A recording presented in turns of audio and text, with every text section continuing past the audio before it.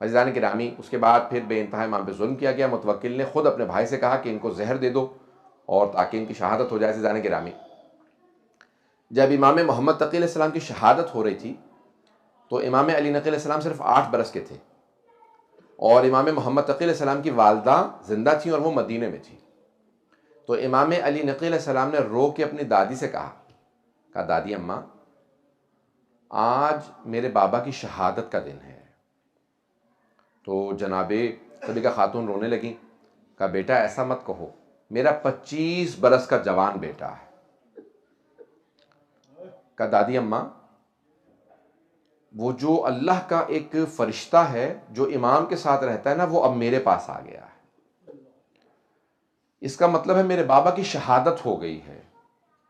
میں آپ سے سوال کروں, کسی ماں کو اگر بیٹی کی شہادت کی خبر ملے تو کیا حالت ہو گئی ہوگی؟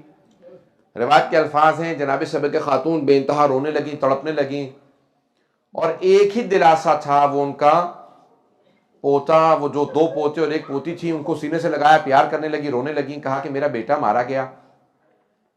بچپنے سے یتیمی اس طرح سے امام علی نقی السلام نے دیکھی ہے. میں سوال کروں یتیمی کیسی بلا ہے؟ یہاں تک کہ پیغمبر السلام فرماتے ہیں یتیم بچے کے سامنے اپنے بچے کو پیار نہ کرو. پوچھا کیوں مولا؟ کہا کیونکہ جب وہ دیکھتا ہے نا کہ کوئی اپنے بچے کو پیار کر رہا ہے تو اس کا دل ٹوٹ جاتا ہے. عزیزان گرامی روایت کے الفاظ یہ ہیں کہ جب پہلی عید آئی تھی نا امام حسن مجتبیٰ کی شہادت کے بعد, یا مسلسل جب عید آیا کرتی تھی تو امام حسین علیہ السلام جنت البقیع اپنے بھائی کی قبر پہ جایا کرتے تھے, تو اپنے بچوں کی انگلی پکڑتے تھے لیکن سر پہ ہاتھ نہیں رکھتے تھے. تو کبھی کسی نے پوچھا اتنا پیار کرتے ہیں تو آپ بچوں کو کیوں نہیں پیار کرتے؟ کہا جب میں قاسم کو دیکھتا ہوں تو مجھے احساس ہوتا ہے کہ میرا بھتیجا کبھی یتیمی کا احساس نہ کرے, اپنے بابا کو یہ محسوس نہ کرے میرا باپ سر پہ نہیں ہے, اس لیے میں اس کی محبت میں اس کو زیادہ زیادہ پیار کرتا ہوں, اسے سینے سے لگاتا ہوں, اس کے سر پہ ہاتھ رکھتا ہوں, اپنے بچوں کے سر پہ ہاتھ نہیں رکھتا, تاکہ میرے بھتیجے یتیم بھتیجوں کو یہ محسوس نہ ہو کہ دیکھو ہمارے جو چچا زاد بھائی ہیں ان کے سر پہ ہاتھ رکھنے والا ہے لیکن ہمارا باپ سر پہ موجود نہیں ہے. عزیزان گرامی یتیمی عجیب چیز ہے. امام علی نقی علیہ السلام نے 8 برس کے سن سے یتیمی دیکھی اور مسلسل یہ دیکھتے رہے کہ ہر طرف سے ظلم ہوتا رہا امام علیہ السلام پہ. عزیزان گرامی جب جناب سکینہ بنت الحسین کو پہلا تماچا لگا تھا نا, تو انہوں نے اس لحظے میں اپنے چچا کو پکارا تھا اور کہا تھا کہ چچا جان آ کے دیکھیے ذرا میرے کانوں سے کتنا لہو بہہ رہا ہے. عزیزان گرامی ایک سوال کروں گا کہ اب ذرا ایک مرتبہ تصور کیجئے, وہ امام علی نقی علیہ السلام جو 8 برس کے سن سے مسلسل اپنے بابا کو محسوس کرتے ہوں کہ میرے بابا کہاں پہ کاظمین کے اندر شہید ہوئے, وہاں پہ ان کو دفنایا گیا. عزیزان گرامی اب یہ مسلسل وقت کٹتا رہا یہاں تک کہ آخری لحظات ہیں امام علی نقی علیہ السلام کے.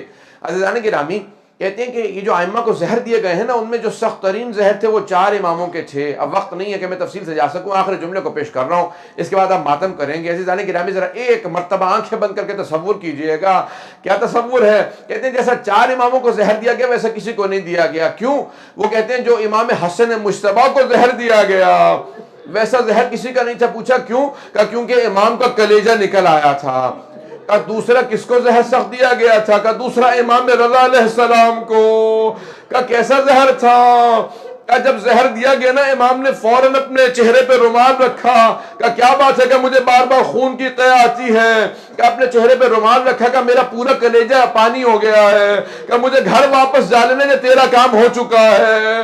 عزیزان گرامی 2 اور امام, ایک امام علی نقی علیہ السلام, آپ کے بیٹے جب امام حسن عسکری علیہ السلام قریب میں موجود تھے, کہ بیٹا مجھے سہارا دے کے بٹھا دو, میرے اجداد رسول خدا علی مرتضی سب آ گئے میرے لینے کے لیے, میری دادی زہرا موجود ہے. اجرکم اللہ. عزیزان گرامی اور ایک ہیں امام حسن عسکری علیہ السلام جن کو زہر دیا گیا, سخت ترین زہر دیے گئے. عزیزان گرامی یہ آخری لحظات کیسے عجیب و غریب ہوتے ہیں.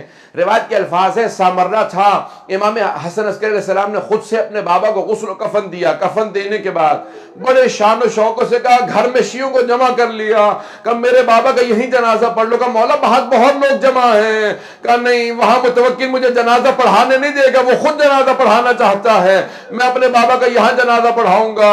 سب کو جمع کیا، کہا کہ یہاں جنازہ پڑھ لو. لیکن میں کہوں گا مولا جب آپ اپنے بابا کا جنازہ پڑھا رہے تھے آپ کے گلے میں توق نہیں تھا، ہاتھوں میں بیڑیاں نہیں تھی، ہاتھوں میں ہتکڑیاں، پاؤں میں بیڑیاں نہیں تھی. مولا آپ کی پھپھیوں کے سروں پہ چادریں موجود تھی، تازیانے نہیں مارے جا رہے تھے. اللہ لعنت اللہ علی القوم الظالمین وسيعلم الذين ظلموا أي منقلب ينقلبون. برحمتك يا أرحم الراحمين وصلى الله على محمد وآله الطاهرين.